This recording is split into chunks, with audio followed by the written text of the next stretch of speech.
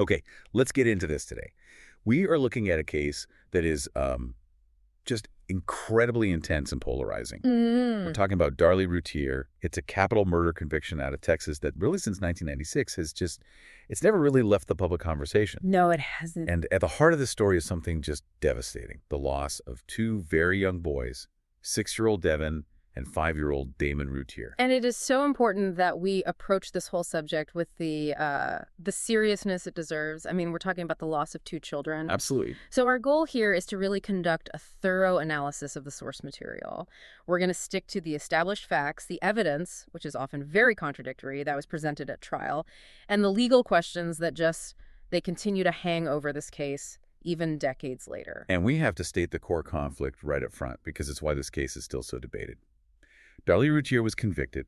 She was sentenced to death for Damon's murder, and she was also charged for Devin's, though never tried for it. No. And this was all based on the prosecution's argument that she staged the whole crime scene, that she inflicted her own injuries, and that she was the one who murdered her sons. Exactly. And on the other side, Routier herself has, from day one, consistently maintained that an unknown intruder, a violent one, broke into their home and attacked her and her sons. So the state had to convince a jury that her story was impossible. And they did. They successfully argued that the evidence both inside and outside the house showed that this intruder story just couldn't be true. So we need to go back, right back to the very beginning, minute by minute, to really understand how 2 completely different versions of one night could come from the same set of facts. The timeline of that night in Rowlett, Texas, is terrifyingly specific. It all starts in the early morning of June 6, 1996. The Routier home, 5801 Eagle Drive. At exactly 2:31 a.m., a 911 call comes in. And those first few moments of that 911 call are just crucial because they immediately establish this intruder narrative in the minds of the dispatchers and then, of course, the responding officers. What did she say on the call? She told the operator, with a lot of urgency, that her home had been broken into. She said an intruder had stabbed her children and that he'd cut her own throat. So you have a report of a home invasion, an armed assailant who might still be there. The police response, it was incredibly fast. Oh, yeah. Officers were there within 3 minutes of the call. And you have to understand the sequence here. The protocol dictates that the site has to be secured first. Right. Safety first. So only after they did an initial sweep, checked the house, the grounds, and confirmed no intruder was present. Only then were paramedics allowed to come inside and actually attend to Darlie and her sons. And tragically, that initial assessment, it revealed just how fatal the attack was. Both Devin and Damon had injuries from what they later determined was a large kitchen knife. They were fatal. Darlie herself. Darlie had knife wounds to her throat and her arm. She survived and was actually released from the hospital just 2 days later. There's also this added layer to the whole tragedy, which is that her youngest child, a 7-month-old baby named Drake, was asleep upstairs. Right, with his father, Darren Routier, and both of them were completely unharmed through this whole incident. And that fact, the unharmed baby and husband upstairs, that would become a huge point of contention for both sides later on. A huge point. Okay, so let's turn to the detailed story that Darlie gave about this intruder, because this is the account that almost immediately started to unravel in the minds of the investigators. Her story was very specific. She claimed she'd fallen asleep on the couch watching TV with the boys. She said she woke up and there was an unknown man standing inside the house. As she approached him, she claimed he fled. And the weapon? The weapon, she said, was dropped in the utility room as he ran. She said she picked it up, chased him away, and only then did she realize how horrific the wounds were to herself and her children. So from the perspective of the first officers on the scene, there was some evidence, at least on the surface, that supported a break-in. Yes, there was. They found a window screen in the garage that had been cut with a knife. That definitely suggested a possible entry point for an intruder. But this is where the inconsistencies start to really drive the case. It is. The primary point of suspicion for the investigators, it came from the timing of her story. The timing. They found it highly suspicious that Darlie claimed she only woke up after this incredibly severe attack had already fatally wounded both her sons and injured her. Right. The sheer violence, the noise that must have happened. Exactly. I mean, multiple deep stab wounds. You would logically expect any sleeping adult to wake up immediately. If the attack was as savage and prolonged as those injuries suggested, why was her first memory only of seeing the man run away? That lack of reaction during the assault. That was the red flag. That's what immediately shifted the focus of the investigation right onto Darlie. And that initial suspicion, it only got deeper as they started to scrutinize the physical evidence. Or, maybe more accurately, the lack of evidence. That's a critical distinction. Evidence of absence. So she claimed the attacker escaped through the garage. Right. But investigators stated, unequivocally, that there were no blood drops in the garage. None. If an attacker is fleeing, carrying blood from two victims, you'd expect something? You would expect trace evidence. And there was nothing. No disturbed items, no footprints, nothing to suggest anyone had run through that garage at all. And then there's the entry point itself, the cut screen. Even that seemed undisturbed. This is where the tiny forensic details become so important. The windowsills in the garage, including the one where the screen was cut, had these untouched layers of dust. Meaning? It implies that while the screen was definitely cut, and the defense hangs on that fact, no one had actually climbed through it. If a person goes through a tight window, they're going to wipe away dust, especially on that inner ledge. So the prosecution's theory was what? They argued Darlie cut the screen herself as part of the staging, but that no one actually used it to get in or out. And the scene outside the house seemed to back that up. Absolutely. The mulch in the flower beds right between the garage and the backyard gate was completely undisturbed. If someone is fleeing in the middle of the night, You'd see signs, footprints, crushed mulch, something. And it just wasn't there. The investigators took all of this together, the clean garage, the dusty windowsill, the untouched mulch, and they drew a conclusion. that the crime scene was self-contained. That the perpetrator never left the home. And this sets up that profound conflict right there. You have a cut screen that suggests entry versus untouched dust and mulch that suggests no one passed through. And the prosecution went with one, and the defense clung to the other. This discussion of physical evidence, it leads us right to one of the most disputed items in the entire case, an item the defense would later say was definitive proof of the intruder. We have to talk about the bloody sock. This sock became like a character in the trial itself. Where was it found, and why did it matter so much? Okay, so the sock was discovered 75 yards away from the Routier house. 75 yards. Let's put that in perspective. It's about 3/4 of the length of a football field away from the back of the property. A really significant distance from the immediate crime scene inside. And they tested it forensically. They did. Lab results confirmed it had blood on it from both Devin and Damon, both of the slain boys. And the sock itself. It didn't belong to Darlie or the children. No. It matched other athletic socks that were found inside the house, and it was specifically identified as belonging to her husband, Darren. So, on one hand, you have a sock, it's covered in the victim's blood, and it's found far from the house. That seems like powerful evidence that someone, an intruder, fled the scene and dropped it. That was the defense's central claim. They argued the distance, the blood from both boys, it proved the crime wasn't contained inside the house. For them, it was the smoking gun for the intruder theory. But the prosecution had their staging theory. How did they explain the sock being so far away? They argued it was a staged ruse. They said, look, the mulch is undisturbed, the garage is clean. They claimed Darlie planted the sock out there to create a false trail to suggest an intruder's flight path. So they used the lack of a trail to argue the sock was planted. Exactly. Their point was, if an intruder ran that path, they would have disturbed the mulch, maybe left their own DNA, which they didn't. Therefore, the sock had to have been placed there deliberately. That makes the sock such a fascinating piece of evidence because it supports two completely opposite theories depending on which surrounding facts you choose to believe. It really is a fulcrum for the whole case. Do you believe the evidence of presence, the bloody sock 75 yards away, or the evidence of absence, the lack of a blood trail leading to it? The jury had to decide which story made more sense. Let's shift to the evidence on Darlie herself, her injuries. Now, she was treated and released just 2 days later, and some reports described her wounds as superficial. But the details are much more nuanced than that. Yeah, that word superficial became a weapon for the prosecution. It implied the wounds were easily self-inflicted. But the medical records told a different story. A more complex one, definitely. While the wounds weren't, life-threatening enough to keep her in the hospital for a long time, the knife wound to her neck. It was stated to have come within 2 millimeters of her carotid artery. 2 millimeters, that's an incredibly small margin. It is a tiny shift in pressure or angle, and she could have bled out very, very quickly. So that creates this ambiguity.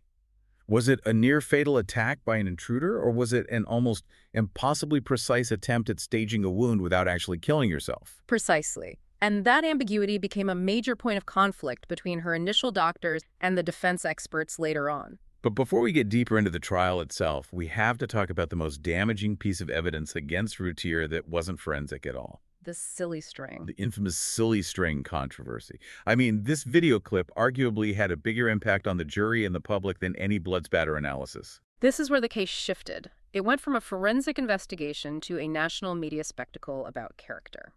So 8 days after the murders, newscasts showed Darlie and her family holding a birthday party at the boy's grave. It was for Devon's upcoming 7th birthday, a posthumous celebration. Right, but the specific footage that just exploded, it showed Routier smiling, laughing as she sprayed silly string on the graves while singing Happy Birthday. And the impact of that visual was immediate and just devastating for her. In our culture, especially after a crime this brutal, there's a very rigid expectation for how a grieving mother is supposed to act.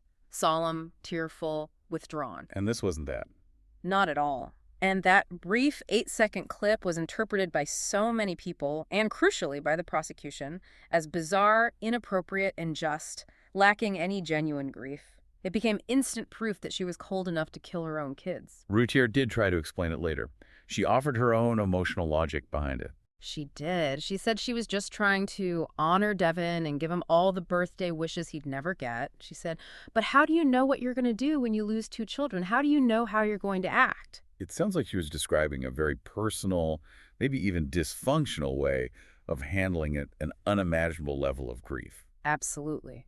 But any attempt at context was just lost in the public outcry. And the prosecution used that clip. Oh, they used it skillfully. They painted this picture of a woman who lacked maternal feeling, who was just performing instead of genuinely mourning. And there was more context that didn't make the news. Right. Family members later pointed out that the newscast didn't show an earlier part of the day, a video that depicted a much more solemn ceremony for the boys. They suggested the broadcast was selectively edited to maximize the perception of her being inappropriate. But the damage was done. Completely. 4 days after that video aired, on June 18th, Darlie Routier was arrested and charged with capital murder. The silly string clip really served as the emotional foundation for the trial that came next. It provided the why, this character motive, before the prosecution even laid out the forensic how. And that's a perfect way to put it. The trial started on January 6, 1997, and the prosecution's strategy was crystal clear. Solidify the narrative of motive and staging, and use the emotional weight of that silly string video to dehumanize her in the jury's eyes. They really hammered home a specific characterization of her. They did. The prosecutor, Toby Shook, he described Routier as, and I'm quoting here, a self-centered woman, a materialistic woman, and a woman cold enough, in fact, to murder her own 2 children. I mean, that portrayal gave the jury the emotional framework they needed to even consider the claim that a mother could do this. And the practical motive, the cold, hard reason for the crime, was supposedly financial. Right. The state argued that the family was in deep financial trouble, significant debt, and that provided the motive. They pointed specifically to life insurance policies on the boys. And to support the actual execution of the crime, they brought in 2 major forensic experts. Yes. First, a crime scene consultant named James Cron. He testified that the evidence inside the house suggested the whole scene had been meticulously staged. And the second, and maybe the most crucial forensic testimony for the prosecution, came from the blood spatter expert, Tom Bevel. For listeners who might not be forensic experts, can you explain what Bevel meant by cast-off blood? What did that imply about Darlie's movements? Yeah, that's a great point. Cast-off blood refers to the droplets of blood that are flung from a weapon like a knife as the attacker raises it or pulls it back after a blow. And the pattern can tell you something. A lot, actually. The pattern and direction of those drops can indicate how many blows were struck and the direction of the arm movement. And what did Bevel say he found? He testified that he found patterns of cast-off blood on the back of Darlie's nightshirt. And his interpretation was that this pattern showed she had raised the knife over her head, specifically over her shoulder, as she pulled it out from each boy to stab them again. Wow. That's devastating testimony. It was, because it directly placed the nightshirt and therefore Darlie right in the middle of the attack, actively swinging the weapon. It just completely destroyed her claim that she was a victim who only woke up after it was over. So the prosecution wove it all together. The emotional argument of her being a cold character, the motive of financial stress, and the forensic evidence of staged cast-off blood. And it was a persuasive narrative. The jury saw the silly string video, they heard this compelling forensic argument, and on February 1st, 1997, they found her guilty of murdering Damon. And just 3 days later, she was sentenced to death by lethal injection. But the defense, they mounted a strong counter-argument. They focused on the lack of certainty and the huge flaws in the motive. They rightly attacked that financial motive as being weak. Illogical, even. The life insurance policies. Exactly. The state claimed they were the trigger, but the defense pointed out that the insurance on the boys was only $10,000. Total. $10,000. It's a minimal amount. It wasn't even enough to cover the funeral expenses, let alone solve the family's debt problems. It didn't make sense as a reason to murder 2 children. And the defense didn't just stop there. They used the family dynamic to poke holes in the whole narrative. They raised 2 extremely important questions that really hit the core of the state's theory. First, if she murdered for money, why didn't she kill her husband, Darren? Who had a much bigger policy. A vastly larger policy, $800,000. He would have been the logical target for a financially motivated killer. And the second question. Even more poignant, perhaps. If she killed her 2 older sons to preserve her lifestyle, why did she leave her 7-month-old son, Drake, completely unharmed upstairs? The defense argued that a woman cold enough to kill 2 of her children for money wouldn't suddenly just spare the third. Those are pretty big logical gaps in the state's story. They are. The defense basically asserted that the case lacked all the things you usually need for a murder conviction, a compelling motive, a confession, or any witnesses. But the defense had its own problems, especially when Darlie herself took the stand. That decision was disastrous. She did it against her lawyer's advice, and reports say she just withered under cross-examination. In a case like this, with so much circumstantial evidence, the jury is looking right at the defendant. They are. They're watching your composure, your perceived honesty, and that intense cross-examination coming after the negative perception from the silly string video, it likely sealed her fate, no matter what the forensic arguments were. On top of the motive and staging conflicts, there was also a direct contradiction in the medical evidence about Darlie's own wounds. This is a textbook example of forensic conflict. Right. The first doctors who treated her, hours after the attack, had told police that her wounds might have been self-inflicted. And the prosecution seized on that. Immediately, they used it to support their staging theory. But the defense brought in a very respected counter-expert. They did. They called Dr. Vincent DeMaio, the chief medical examiner from San Antonio. And DeMaio testified specifically about that neck wound, the one that was 2 millimeters from her carotid artery. What was his conclusion? He stated that the wound was not consistent with the self-inflicted wounds he'd seen in his career.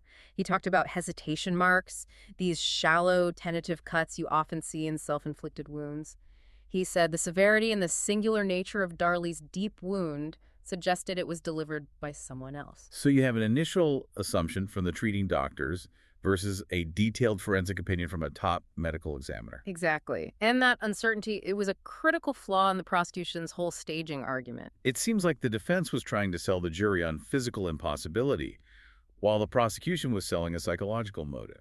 And that leads us to the most powerful argument the defense made about physical impossibility: the timeline. Right. If the silly string provided the emotional reason for conviction, the timeline dispute gave the defense its strongest scientific argument for why Darlie Routier could not have done it. We have to break down the numbers here because they are the mathematical heart of the defense's case. It all hinges on the medical examiner's testimony about Damon's survival time. Correct. The medical examiner testified that Damon could have only survived for approximately 8 minutes after he received his fatal injuries. That established a very critical and very tight window of time. And now we have to layer in the 911 call. Routier was on the phone with the 911 dispatcher for almost 6 minutes. Okay, so if Damon was stabbed right before or at the start of that call, and he only lives for 8 minutes, that leaves a tiny window of just 2 minutes. Exactly. 2 minutes for Darlie to perform a whole series of complex criminal actions. And this is the defense's impossibility argument. What did they say she couldn't have done in that 2-minute window? They contended it was physically insufficient. I mean, think about the sequence. She would have had to commit the acts, clean the knife, cut herself deeply enough to almost hit her carotid artery, stage the crime scene inside, and then The most time-consuming part runs 75 yards outside to plant the bloody sock. And then get back inside before paramedics arrived. Right, who got there 3 minutes after the call ended. Running 75 yards, cutting yourself, staging a scene, all while under extreme distress in under 2 minutes. It does sound nearly impossible. It's highly improbable, and the defense used this timeline brilliantly to try and inject reasonable doubt. They also connected it back to the lack of blood evidence we talked about earlier. Remind us of that connection. The defense noted that even though Darlie was bleeding significantly from her own injuries, her blood was not found in the garage or anywhere along that 75-yard path outside. If she ran out there to plant the sock, you'd expect a drop of her blood somewhere. You'd think so. The absence of her blood outside supports the intruder story for the sock, or at least supports the idea that Darlie never went outside at all. So how did the prosecution dismantle this seemingly powerful mathematical argument? Their rebuttal was clever. It was two-pronged. First, they questioned the sequence of events. They argued that Darlie could have planted the sock before she cut herself and called 911. If the sock was planted earlier, the time constraint from the 911 call disappears. Exactly. And their second point was to attack the precision of the science itself. The 8-minute survival time. They stressed that the medical examiner's 8 minutes was only an estimation. It wasn't a precise measurement from a stopwatch. Estimations in pathology can be conservative, and this legal wiggle room meant Darlie could have had more time than the defense claimed. So by making the timeline fluid instead of fixed, they neutralized the defense's impossibility claim. They did. The jury was left to decide whether to trust the estimation or the circumstantial evidence. And beyond the timeline, there's another piece of evidence that has continued to evolve and get more complex over time. The fingerprint on the garage windowsill. Right, at the suspected entry point. Initially, that fingerprint seemed to completely clear the family. How so? It was found on the windowsill where the screen was cut. In 2002, it was tested, and at that time, it was determined that it did not belong to Darlie, Darren, or either of the boys. So for the defense, that was proof of an unknown intruder. A critical piece of physical proof. But the interpretation of that print changed years later, thanks to a second expert, Pat Wertheim. What did he say? Years later, he testified before an appeals court. The issue was that the original print was smudged. It was incomplete. And while the 2002 analysis was conclusive at the time, Wertheim testified that he could not rule out Darlie Routier's right ring finger as the source of that print. Wait, how does it go from definitively not being her to maybe being her? It happens in forensics as technology and interpretation standards evolve. The 2002 test was likely comparing a low-quality print. Wertheim's later testimony suggested that given the smudging, there were enough shared characteristics with Darlie's finger that you couldn't eliminate her as easily as they thought in 2002. So it didn't prove it was her? No, it didn't prove her guilt, but it introduced ambiguity where the defense had previously claimed certainty. It took away a clear piece of exculpatory evidence. Routier's conviction was swift, but the legal battle for her freedom has now gone on for decades, marked by all these legal challenges and appeals. Defense attorneys filed appeals right away. They alleged numerous errors were made during the trial, things like issues with the official transcript, the performance of the trial lawyers, and critically, flaws in the initial crime scene investigation. But the state courts didn't agree, at least not initially. No, they didn't. An appeals court dismissed the claims, and a court ruling on her habeas corpus petition was also denied. Let's quickly define that for our listeners. What is a habeas corpus petition in this context? Sure.